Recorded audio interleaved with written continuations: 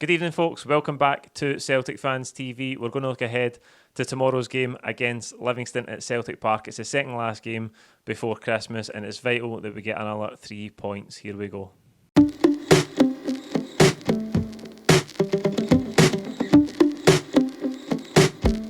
Yes, folks, welcome back to the channel. Before we get into it tonight, looking ahead to tomorrow's game, bad news. Some really bad news that I have to bring you. Of the people that watched the starting 11 prediction at the weekend for the Aberdeen game, over 50% of you weren't subscribed. Now, if you're not subscribed and you want to be, all you have to do is log into YouTube and click the red subscribe button below. It's absolutely free.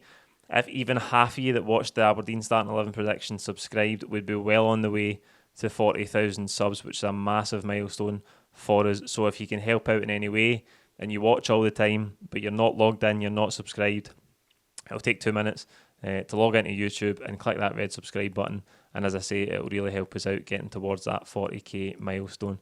Right, we come into this one off the back of that 1-0 victory over Aberdeen at the weekend. It wasn't a vintage performance. Aberdeen made it difficult for us by virtue of not going over the halfway line or trying to attack in any way, shape or form. We did find the breakthrough late on though with that brilliant strike from Callum McGregor. And yet again, this Celtic team found a way to win.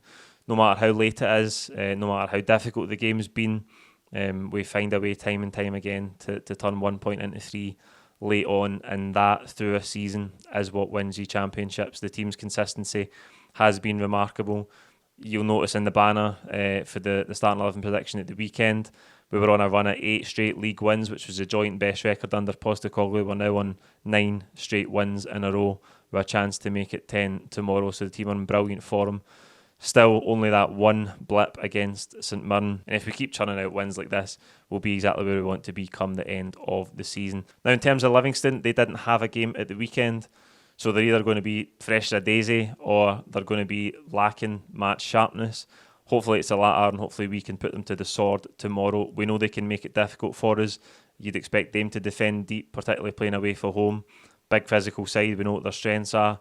We're used to watching them under David Martindale for a good few seasons now, so we know what to expect from them, but it's all about Celtic. It's all about us performing to our tempo, our level, and if we bring that level of performance that we've had through most of this season, we should go and win the game.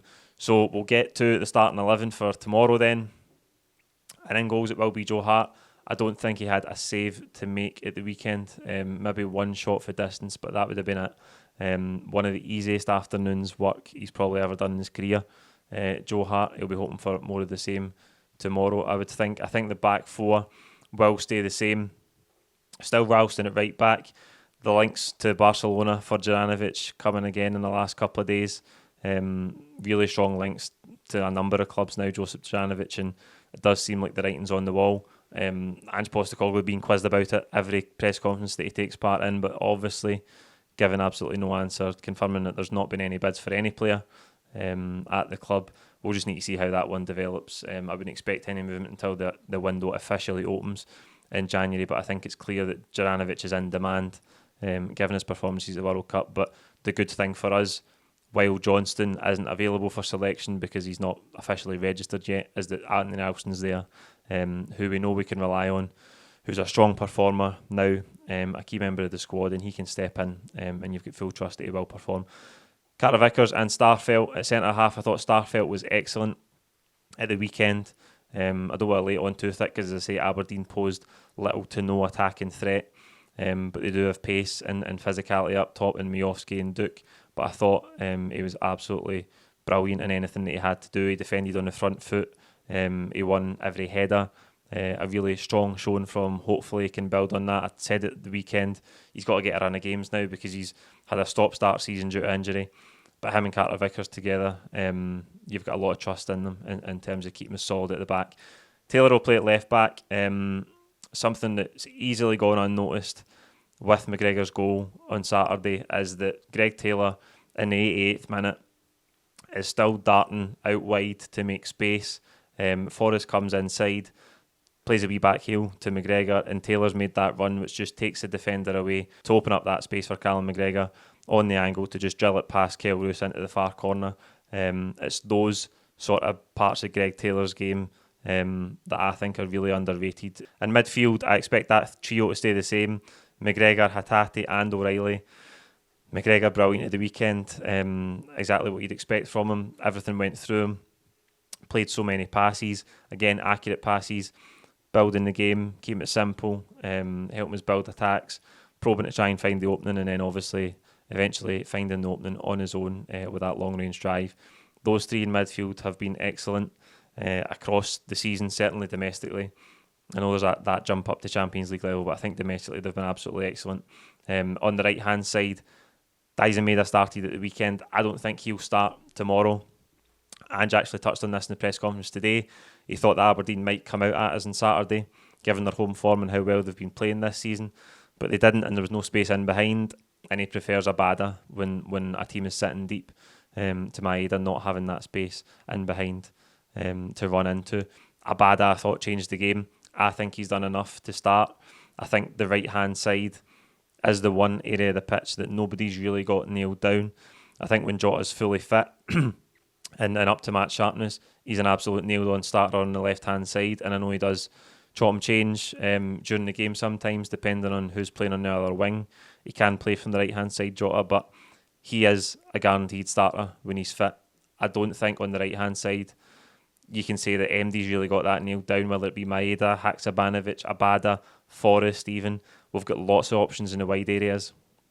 I think Abada will start this game, and I suppose that competition is really good for them because they know that when they get a chance, they need to perform to have any hope of staying in the team, and that can only be good for us in terms of keeping performance levels high. On the left-hand side, I expect Jota to start. I think Giakoumakis will play through the middle. Again, a lot of discussion at the weekend. Some a massive overreaction in terms of Kyogo's performance. I think Kyogo's obviously been a little bit short in confidence for spells this season.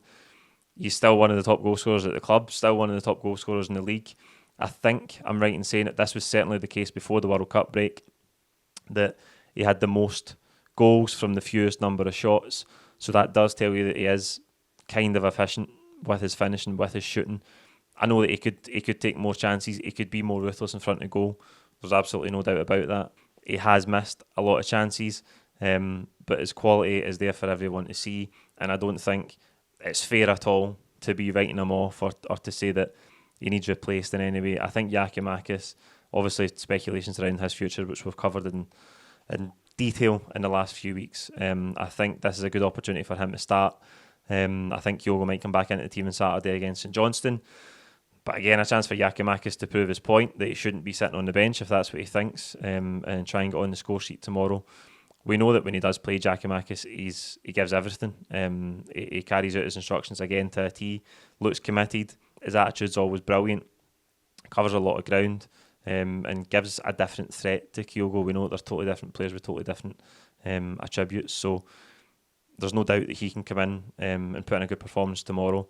And I think that competition between the two of them will continue.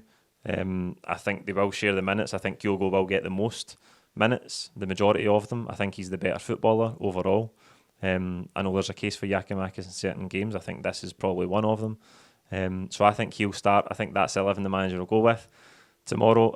Like this video, comment with your own thoughts on the team below.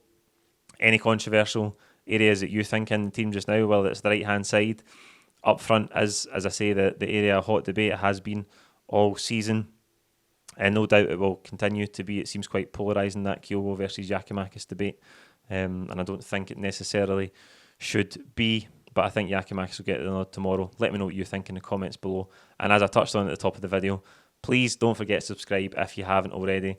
It really helps us out. It helps us get to the next goal, which is massive for us.